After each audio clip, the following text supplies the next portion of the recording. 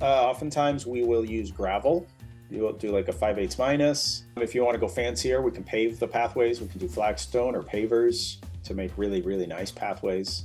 For stairs, we often will use stone slabs, and those are called stone risers, specialty stone risers.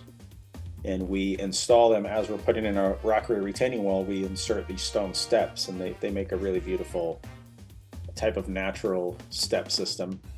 Other step options are block risers, and we cap them. Those look really nice and uniform and custom.